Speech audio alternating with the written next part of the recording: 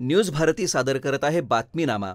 नीट UG परीक्षा पेपरफुटी प्रकरणी सीबीआयनं आतापर्यंत झालेल्या तपासाची माहिती सर्वोच्च न्यायालयाला सील बंद लिफाफ्यात सादर केली आहे।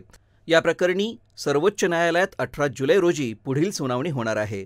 मद्रास आयआयटीनं दिलेल्या आकडेवारीनुसार नीट परीक्षेत मोठ्या प्रमाणावर अनियमितता झाल्याचे कोणतेही सबळ पुरावे नसल्यानं ही परीक्षा रद्दबातल ठरवता येणार नाही, असं केंद्र सरकारनं म्हटलं आहे। या परीक्षेच्या पेपर सेटिंगची आणि पेपर फुटीची प्रक्रिया पूर्ण समजून घेण्याची गरज असल्याचं मत सरन्यायाधीश धनंजय चंद्रचूड यांच्या अध्यक्षतेखालील खंडपीठानं व्यक्त केलं आहे।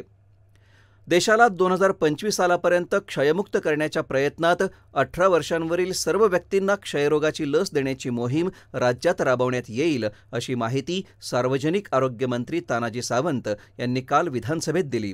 छत्रपती शिवाजी महाराजांनी वापरलेली वाघनखं येत्या 19 जुलैपासून साताऱ्यातल्या सरकारी संग्रहालयात ठेवून यावेळी शिवाजी महाराजांच्या शस्त्रास्त्रांचं प्रदर्शन देखील भरवलं जाणार असल्याची माहिती सांस्कृतिक कार्यमंत्री सुधीर मुनगंटीवार यांनी काल विधानसभेत दिली। पुणे रिंग रोड आणि विरार अलिबाग बहुउद्देशीय मार्गिकेसाठी भूसंपादन करण्यात येत आहे।